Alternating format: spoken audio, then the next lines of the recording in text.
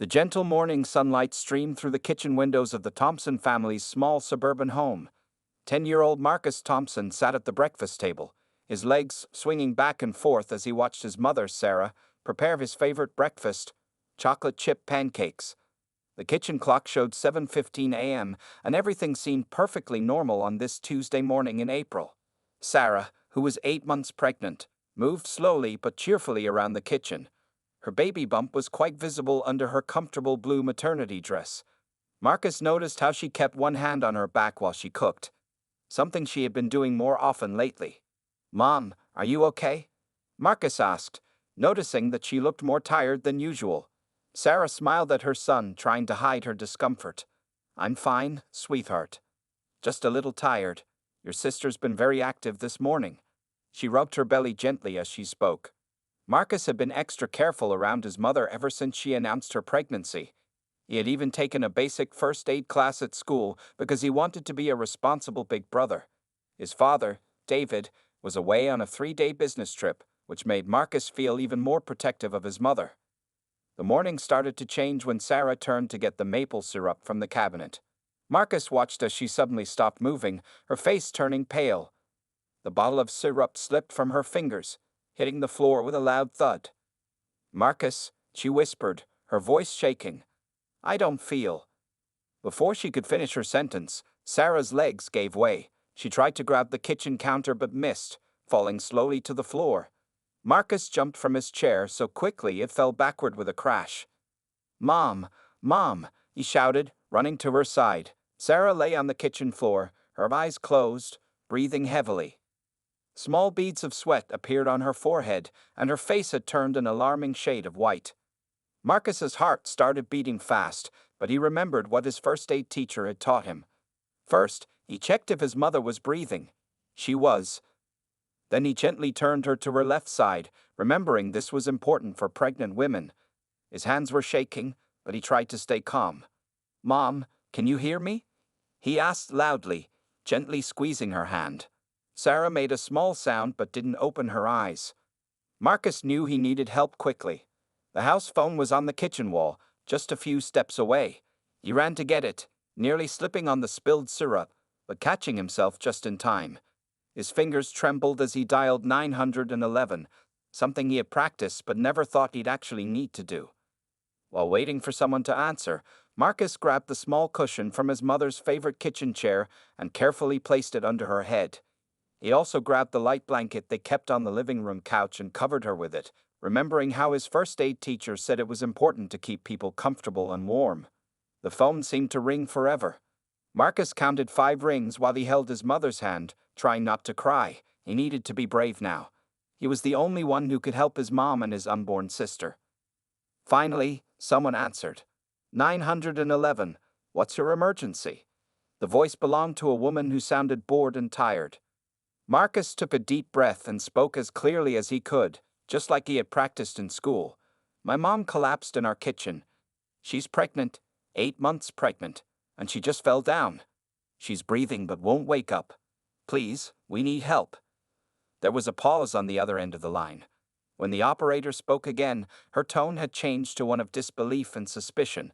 "Is this some kind of joke? Are you making prank calls to 911? Marcus felt his stomach drop. Why didn't she believe him? He looked at his mother lying on the floor, her chest rising and falling with shallow breaths, and knew he had to convince this woman somehow. He didn't realize it then, but this moment would change not just his family's life, but the entire emergency response system in his city. Marcus gripped the phone tighter, his voice shaking as he tried again to explain the emergency to Patricia Wells, the 911 operator. "This isn't a joke. My mom is really sick. Please, you have to help us." He could hear the fear in his own voice, but the operator remained unconvinced. "Listen, young man," Wells said, her voice growing stern.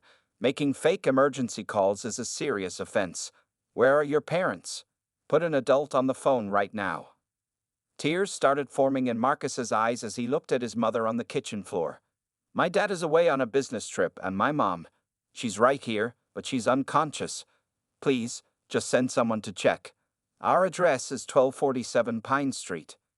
There was typing on the other end of the line, then Wells spoke again. I've been working this job for 15 years, and I know a prank call when I hear one. Kids like you need to learn that emergency services are not a game. If you call again, I'll have to report this." Marcus watched helplessly as his mother's face grew even paler. Her breathing seemed more troubled now, and small sounds of distress escaped her lips. He remembered how his father had always told him to be polite to adults, but right now he felt desperate enough to break that rule. "My mom and my baby sister might die because you won't listen," he shouted into the phone, his voice cracking. "I'm not lying. I'm 10 years old, and I know how to call 911 in an emergency. This is an emergency." "That's it," Wells snapped. "I'm logging this call as a prank and sending your phone number to our tracking department. Next time, think twice before." Marcus didn't hear the rest of her warning because his mother suddenly made a louder sound of pain. He dropped the phone, letting it dangle by its cord, and rushed back to her side. Sarah's face was scrunched up in discomfort, and her hands were clutching her pregnant belly. "Mom, please wake up," he pleaded, holding her hand. "Please, Mom. I don't know what to do." For a moment, Marcus felt completely alone and scared. The kitchen clock kept ticking, marking each second that passed without help arriving. The spilled maple syrup was spreading slowly across the floor, and the pancakes on the stove were starting to smell burnt. Then he remembered something: Mrs. Rodriguez. Their next-door neighbor had been a nurse for 30 years before retiring last year. She always told Marcus to come to her if he ever needed help, and she had even given him her cell phone number for emergencies. Marcus ran to his mother's purse on the counter, his hands shaking as he dug through it looking for her phone. Finding it, he quickly scrolled through the contacts until he found Elena Rodriguez. His finger hit the call button so hard it hurt. While the phone rang, Marcus went back to his mother. He noticed her breathing had become more irregular, and her skin felt clammy when he touched her hand. The pancakes were definitely burning now, filling the kitchen with smoke. "Hola?" Mrs. Rodriguez's warm voice finally answered. "Mrs. Rodriguez." Marcus nearly cried with relief. "Please help. Mom collapsed in the kitchen. She won't wake up. I called 911, but the operator didn't believe me. She's pregnant, and I think something's really wrong." There was a brief pause, then Mrs. Rodriguez spoke quickly and clearly. "Stay with your mother, Marcus. Don't move her. I'm coming right now. I'll call 911 myself." "The operator said she'd report me if I called again," Marcus said, his voice small and worried. "Don't worry about that, mi amor. I'll handle everything. Open your front door for me, then go straight back to your mother. Talk to her, hold her hand, and tell her help is coming. Can you do that for me?" "Yes," Marcus replied, already running to unlock the front door. As he rushed back to his mother's side, he could hear Mrs. Rodriguez's voice faintly through the phone, speaking rapid Spanish to someone, probably her husband. For the first time since his mother collapsed, Marcus felt a tiny spark of hope. Help was finally on the way, even if it wasn't coming from where it should have. Mrs. Rodriguez burst through the front door of the Thompson house less than 2 minutes after Marcus's call. She was still wearing her gardening apron, and there was dirt on her knees, but her eyes were sharp and focused. The retired nurse took in the scene quickly. Sarah unconscious on the kitchen floor, Marcus kneeling beside her, and the smell of burnt pancakes filling the air. "I called 911 again," Mrs. Rodriguez announced, kneeling beside Sarah. "A different operator is sending help right now."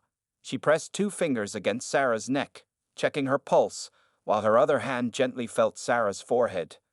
Marcus watched anxiously as Mrs. Rodriguez examined his mother. "The first operator didn't believe me because I'm a kid," he explained, his voice trembling slightly. Mrs. Rodriguez's face darkened for a moment, but she kept her voice calm. "You did exactly the right thing calling me, Marcus. Now, tell me everything that happened, and don't leave anything out. Even small details could be important." While keeping one hand firmly holding his mother's, Marcus described how Sarah had been holding her back, looking tired, and then suddenly collapsed. He told Mrs. Rodriguez about turning his mother on her left side and putting a cushion under her head. "Very good decisions." Mrs. Rodriguez praised him, pulling a small flashlight from her apron pocket to check Sarah's eyes. "Those first aid classes you took really paid off, didn't they?" Before Marcus could answer, they heard sirens in the distance. Mr. Rodriguez appeared at the door, out of breath. I'm directing the ambulance to the house, he called out. The whole street is helping to guide them.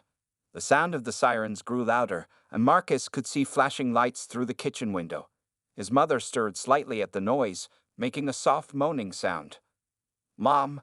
Marcus squeezed her hand hopefully. Her blood pressure is probably very low, Mrs. Rodriguez explained, still monitoring Sarah's vital signs. But she's stable for now, thanks to you keeping her on her left side. That position helps blood flow better when someone is pregnant. The next few minutes passed in a blur of activity. 2 paramedics rushed in with their equipment, asking quick, professional questions.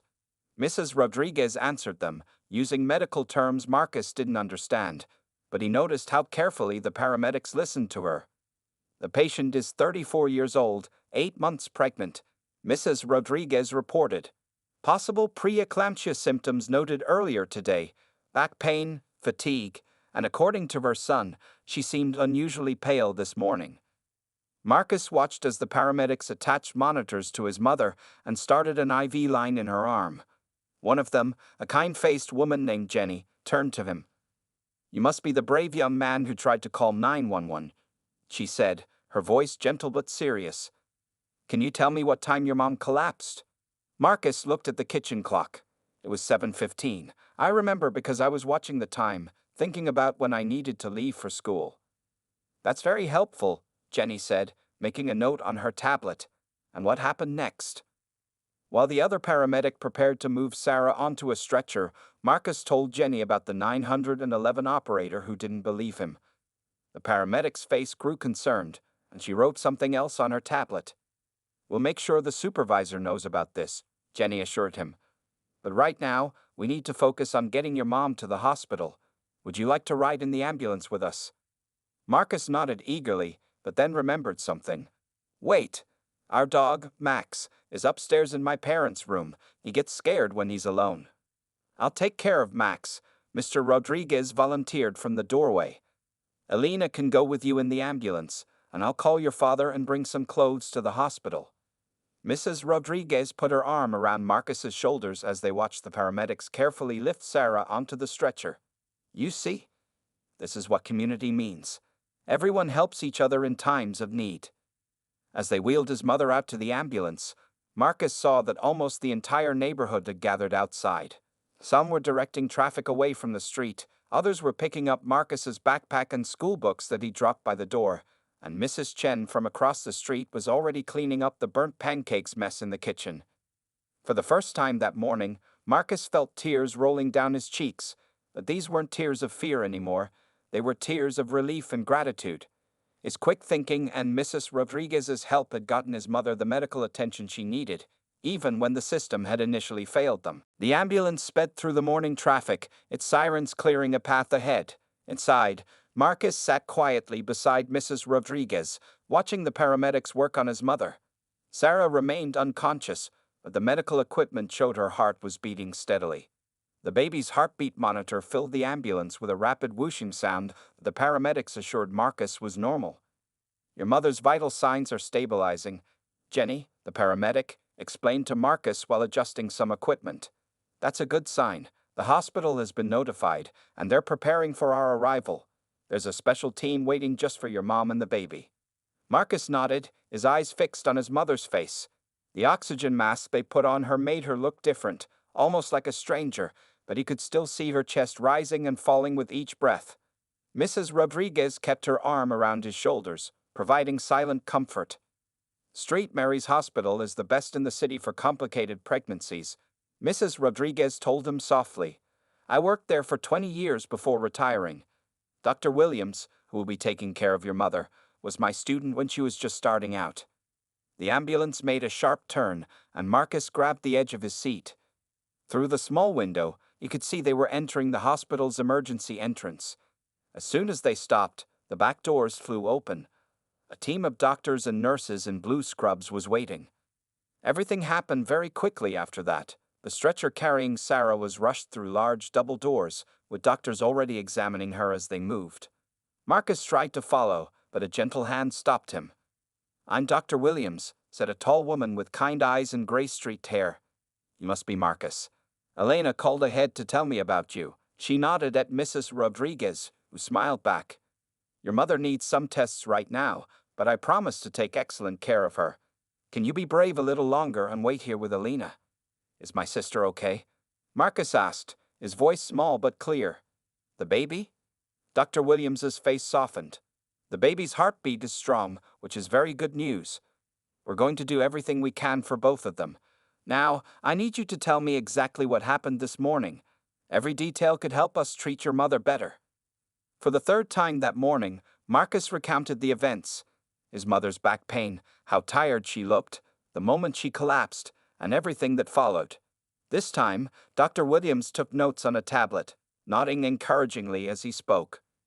You're a very observant young man, she said when he finished. Those details about her back pain and tiredness are very helpful. We're running tests now to confirm what might have caused this, but your quick actions definitely made a difference. A nurse appeared with forms for Mrs. Rodriguez to fill out since she knew the family's medical history. While they were busy with paperwork, Marcus heard familiar voices in the hallway. He turned to see Mr. Rodriguez walking quickly toward them, followed by his father, David Thompson. Dad. Marcus ran to his father, who scooped him up in a tight hug, not caring that he was still in his business suit. I was already driving back when Mr. Rodriguez called, David explained, his voice rough with emotion. I'm so proud of you, son. You handled this emergency exactly right. He looked up at Mrs. Rodriguez. Thank you for being there for my family. Marcus is the real hero, Mrs. Rodriguez replied. He knew exactly what to do. The only failure today was that 911 operator who wouldn't listen to him. David's face darkened at this reminder. Don't worry about that right now, he said, seeing Marcus's expression. We'll deal with that later. Right now, let's focus on Mom and the baby. As if on cue, Dr. Williams returned, her face serious but not alarming. Mr. Thompson, I'd like to discuss your wife's condition. We've identified the problem, and we have a treatment plan, but we'll need to act quickly. Marcus felt his father's arms tighten around him slightly. Whatever news the doctor had, they would face it together. The morning's events had proven that not only was their family strong, but they had an entire community standing behind them, ready to help. Dr. Williams led the Thompson family to a private consultation room, its pale blue walls meant to be calming. Marcus sat between his father and Mrs. Rodriguez on a comfortable couch while the doctor pulled up some images on a screen. Mrs. Thompson has developed a condition called preeclampsia, Dr. Williams explained, using simple terms for Marcus's benefit. It's a serious but treatable problem that can happen during pregnancy. The good news is that we caught it before it became severe, thanks to Marcus's quick response. David squeezed his son's shoulder as the doctor continued. The symptoms Marcus noticed and described, the back pain, tiredness, and sudden collapse, helped us diagnose the condition quickly. We're giving your wife medication right now to stabilize her blood pressure, which is the main concern. Will Mom and the baby be okay? Marcus asked, his voice steady despite his worry. Dr. Williams smiled gently. Your mother is responding well to treatment, and the baby's heartbeat remains strong. However, she paused, making sure she had everyone's attention. We'll need to keep her here for close monitoring. There's a possibility we might need to deliver the baby a bit earlier than planned. While they were discussing Sarah's condition, a man in a dark suit knocked on the door. He introduced himself as Robert Chen, the hospital's chief of emergency services. I understand there was an issue with the initial 911 call, Mr. Chen asked, pulling up a chair. His face showed genuine concern as he turned to Marcus. Would you be willing to tell me what happened? Marcus looked at his father, who nodded encouragingly. Once again, he described his interaction with the 911 operator, Patricia Wells. As he spoke, Mr. Chen took detailed notes on his tablet, his frown deepening. This is a serious breach of protocol, Mr. Chen said when Marcus finished. Every call must be treated as genuine, especially when it involves a medical emergency. The operator's assumption that you were pranking could have had devastating consequences. Mrs. Rodriguez spoke up, her voice firm. If Marcus hadn't known to call me as a backup, things might have ended very differently. He remembered I was a retired nurse and had my number. Not every child would have had that option. Mr. Chen nodded gravely. We've already pulled a recording of the call. A formal investigation is being launched, and I'd like your permission to use this case to improve our training procedures. Your son's experience could help prevent similar incidents in the future. Before anyone could respond, a nurse hurried into the room.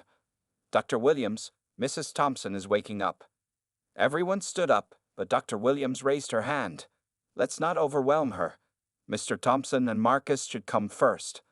The rest of us can visit a bit later. Marcus and his father followed the nurse down a quiet hallway to Sarah's room. She lay in a hospital bed, connected to several monitors. Her eyes were open, and she managed a weak smile when she saw them. "My brave boy," she whispered as Marcus carefully hugged her. "They told me what you did." "I was so scared, Mom," Marcus admitted, holding her hand. "But I remembered everything you and Dad taught me about emergencies, and what I learned in first aid class." Sarah touched her belly with her free hand. "Your sister and I are going to be fine, thanks to you. Though I hear we might get to meet her a little sooner than planned." Dr. Williams, who had followed them in, checked the monitors. "Your blood pressure is improving, but we'll need to keep watching it closely. If it stays high, we may need to deliver within the next week." As his parents talked with the doctor about what would happen next, Marcus looked out the hospital room window. You could see his neighborhood in the distance, where just hours ago, an entire community had come together to help his family. The morning's events had changed something in Marcus. He understood now why his parents had always insisted he learn about emergency procedures, why they'd encouraged him to take first aid classes, and why they taught him to stay calm in scary situations. Sometimes, knowing what to do in an emergency wasn't just about following rules. It was about saving the people you love. A small cape from his sister, visible through his mother's hospital gown, brought a smile to his face. Soon, he would have one more person to protect and care for. And now he knew, without a doubt, that he was ready for that responsibility. 3 days after Sarah's admission to the hospital, Marcus sat in the office of Police Chief Sandra Martinez. The room was filled with important-looking people. Mr. Chen from the hospital, 2 city council members, and James Wilson, the director of the Emergency Response Center. They had all gathered to hear Marcus's story firsthand. "You're not in any trouble," Chief Martinez assured Marcus, noticing his nervous glance at the adults around him. His father sat beside him, offering silent support. "In fact, you're helping us make important changes to our emergency response system." Mr. Wilson leaned forward in his chair, his face serious but kind. "We've reviewed the recording of your call multiple times. The operator, Ms. Wells, broke several important rules. Most seriously, she failed to send help even when you provided a clear address and description of the emergency. The hardest part was that she wouldn't believe me because I'm a kid," Marcus said quietly. "I tried to explain, but she just wouldn't listen." Chief Martinez nodded, making notes. "That's exactly why we're here today. Your experience has shown us a big problem in our system. Children who call 911 need to be taken just as seriously as adults." One of the city council members, Mrs. Parker, spoke up. "We've already started making changes. As of yesterday, all 911 operators must dispatch help for medical emergencies involving pregnancy, regardless of who makes the call. They can't refuse just because the caller sounds young." "But we want to do more," Mr. Wilson added. "Marcus, would you be willing to help us create a training video for our operators? Your story could teach them the importance of listening to young callers." Marcus looked at his father, who smiled encouragingly. "Will it help make sure other kids get help when they need it?" "Absolutely," Chief Martinez confirmed. "Your experience will help train hundreds of emergency operators, not just in our city, but maybe across the country." While they discussed the training video, Mrs. Rodriguez arrived at the police station. She had been invited to share her perspective as both a medical professional and a community member. The retired nurse didn't waste any time making her points. "We need to teach children what to do in emergencies," she said firmly. "Marcus knew to call me because he had a backup plan. But what about children who don't have a nurse living next door? They need to know there are other options if their first call for help doesn't work." The city council members exchanged looks. "What would you suggest?" Mrs. Parker asked. "First aid classes in all schools," Mrs. Rodriguez replied. "Emergency contact lists for every family. Community emergency response training, and most importantly, teaching children that they have the right to keep asking for help until they get it." As the adults discussed these ideas, Marcus thought about his mother. She was still in the hospital, but doing much better. Dr. Williams said both she and the baby were stable. though they were still planning for an early delivery next week.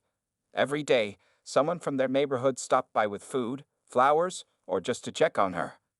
"There's one more thing," Chief Martinez said, bringing Marcus's attention back to the meeting. "Ms. Wells has been suspended pending a full investigation. She's requested to meet with you, Marcus, to apologize in person, but only if you feel comfortable with that." Marcus thought about it carefully. The operator's dismissal of his call had been scary and frustrating, but he remembered what his mother always said about forgiveness being important. "I'll meet with her," he decided. "Maybe it will help her understand why she needs to listen to kids who call for help." His father patted his shoulder proudly. "That's very mature of you, son." As the meeting wrapped up, reporters waited outside to take pictures. The story of the 10-year-old boy who saved his mother and unborn sister, despite being dismissed by 911, had captured the city's attention. But more importantly, it was leading to real changes in how emergency services handled calls from children. Walking out of the police station, Marcus saw Mrs. Chen from across the street waving at him. She had brought his favorite chocolate chip cookies to share with everyone. In the midst of all these important meetings and serious discussions, it was nice to be reminded that he was still just a kid who loved cookies and had a whole community looking out for him. 1 week after the emergency call incident, the hospital corridors buzzed with activity. Dr. Williams had decided it was time to deliver Sarah's baby.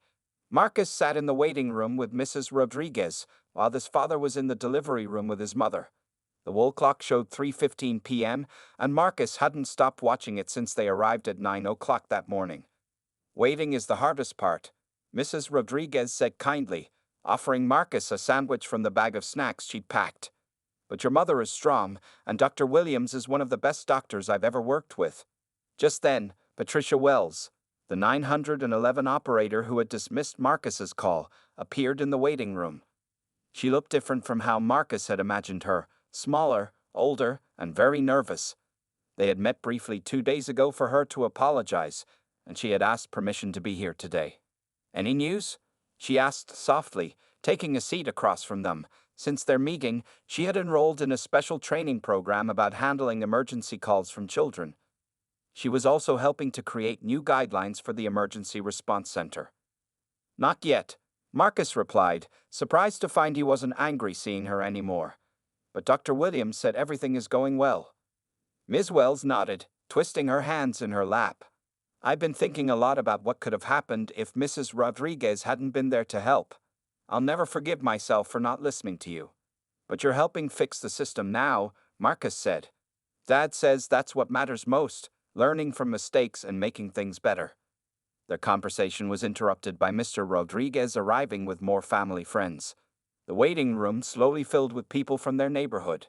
Mrs. Chen brought her famous cookies, Mr. Park from the grocery store arrived with fruit baskets, and Marcus's teacher, Miss Thompson, no relation, came straight from school with a handmade card signed by his entire class. At 4:30 p.m., David Thompson appeared in the waiting room doorway, his face tired but beaming with joy. "It's a girl," he announced. 6 pounds, 3 ounces. Both mother and baby are doing great." The room erupted in cheers and congratulations. Marcus jumped up, eager to meet his sister. Before following his father, he turned to Ms. Wells. "Would you like to come see the baby?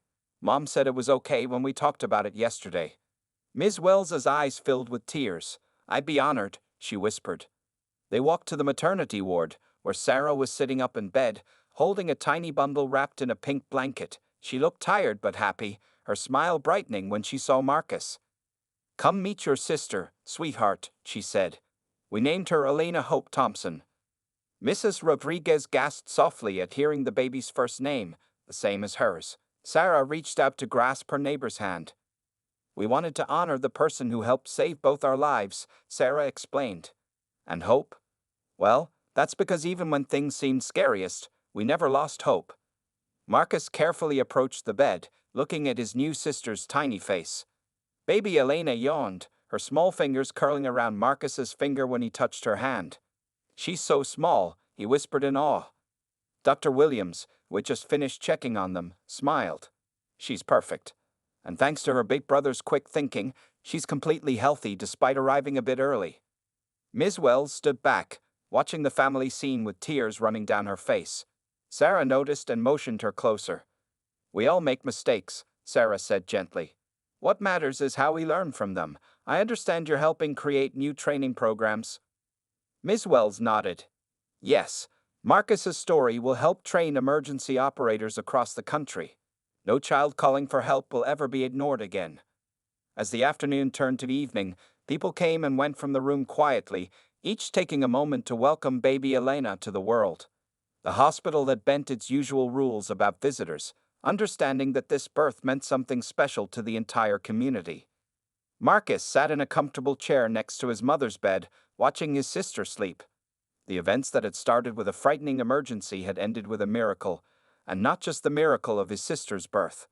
The whole experience had brought their community closer together and would help protect other children in the future. You're going to be an amazing big brother, his mother said softly, watching him with pride. Marcus smiled, still holding his sister's tiny hand. He already knew he would do anything to protect her, just like he had protected their mother. After all, that's what families do. They take care of each other, no matter what. 1 month after Elena Hope Thompson's birth, Marcus stood nervously in front of a room full of emergency operators at the city's 911 call center. The training video he had helped create was about to be shown for the first time. His parents sat in the front row, his mother holding baby Elena, who was now a healthy, growing 1 month old. Today, we're implementing new protocols for handling emergency calls from children, Mr. Wilson announced to the room. And it all started because of one brave boy's experience. He gestured for Marcus to join him at the podium. Marcus had practiced his speech many times, but speaking to a room full of adults still made his heart beat faster. Taking a deep breath, he looked at his mother's encouraging smile and began. A month ago, I was just a regular kid eating breakfast with my mom, he said, his voice growing stronger as he spoke. I didn't know I would need to call 911, or that the call would change how emergency services work. I just knew my mom needed help. The room was completely silent as Marcus continued. When the operator didn't believe me, I felt scared and alone, but I remembered what my parents and teachers taught me. Don't give up when someone needs help. Today, I'm here to help make sure no other kid feels that way when they call 911. Patricia Wells, who had returned to work after completing her retraining, stood up next. She had become one of the strongest advocates for the new changes. Marcus's story taught us a valuable lesson, she said. Children who call 911 aren't usually making prank calls. They're often the only person available to help in an emergency, and they deserve to be taken seriously. The new training video played on the large screen, showing dramatized versions of different scenarios where children might need to call 911. Each scene included proper responses from operators and emphasized the importance of sending help first and asking questions later. After the video, Mr. Wilson unveiled the new Thompson Protocol, named after Marcus's family. The protocol required operators to dispatch help immediately for any call involving medical emergencies, especially if the caller was a child. But the changes didn't stop there. Marcus's story had inspired other improvements in the community. Mrs. Rodriguez had started teaching free first aid classes at the community center every Saturday. Local schools had begun emergency response training programs for students. Even the hospital had created new guidelines for handling emergencies involving pregnant women. As the presentation ended, a surprise guest arrived. Dr. Williams, who had delivered Elena. She carried a special certificate. The American Medical Association has recognized Marcus Thompson for his extraordinary actions that saved 2 lives, she announced. His quick thinking and persistence have not only helped his family, but will continue to help others through these new emergency protocols. Marcus accepted the certificate shyly, but what really made him smile was seeing his baby sister wave her tiny fists in the air as if she was clapping for him too. After the ceremony, the family gathered at their house for a celebration. The entire neighborhood came together again, just as they had during the emergency. Mrs. Chen brought her famous cookies, Mr. Park supplied drinks from his store, and Mrs. Rodriguez made her special enchiladas. In the backyard, Marcus sat with his father, watching his mother show baby Elena to their neighbors. You know, son, David said quietly, sometimes the scariest moments in life lead to the most important changes. What you did that morning didn't just save your mother and sister. It's going to save many other lives too. Marcus nodded, thinking about everything that had happened. He watched as Ms. Wells, now a regular visitor to their home, gently held Elena. The former adversaries had become unlikely friends, united in their mission to improve emergency services for everyone. As the sun began to set on their celebration, Marcus realized that life had changed in ways he never expected. He wasn't just a big brother now, he was someone who had made a real difference in the world. And as he watched his baby sister smile at everyone around her, he knew that she would grow up in a community that was safer and more caring because of what had happened. "Ready for a family photo?" his mother called, holding Elena. Marcus joined his parents and sister, surrounded by their neighbors and friends. This picture would show more than just a family. It would show a community that had come together, learned from a mistake, and grown stronger. And at the center of it all was a boy who had refused to give up when his family needed him most.